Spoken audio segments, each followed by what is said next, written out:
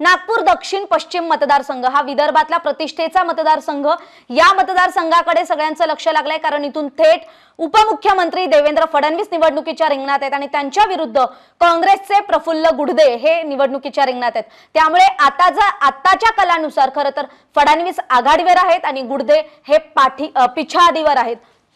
त्यामुळे नागपूर पश्चिम मतदारसंघ सांगायचं झाला, विदर्भातले मतदारसंघ सांगायचे झाले तर कुठेतरी विदर्भाकडे संपूर्ण महाराष्ट्राचं लक्ष लागलंय। आणि आताची जी आपल्याला ब्रेकिंग न्यूज आली आहे ती म्हणजे जामनेर मधून गिरीश महाजन हे आघाडीवर आहे। त्यामुळे फडणवीसांनंतर गिरीश महाजन यांचा सुद्धा निकाल हा कुठेतरी भाजपला सकारात्मक दाखवणारा आहे। कलांमध्ये फडणवीस आणि गिरीश महाजन आघाडीवर आहेत। आंबेगाव मधून दिलीप वळसे पाटील पिछाडीवर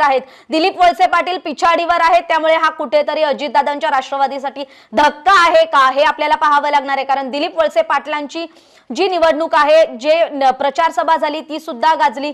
त्यांनी सुद्धा प्रचारामध्ये पवारांचं नाव वापरलं होतं, ते असतील त्यांची कन्या असेल, पवार आपलं दैवत आहे असा प्रचार झाला। पण आता खरं तर जी दिलीप वळसे पाटलांना पिछाडी आता मिळालेली आहे ती पुढच्या कालांमध्ये सुद्धा कायम राहते का हे पाहणं अत्यंत महत्त्वाचं असणार आहे। त्यामुळे आंबेगाव मधून दिलीप वळसे पाटील हे पिछाडीवर आहेत।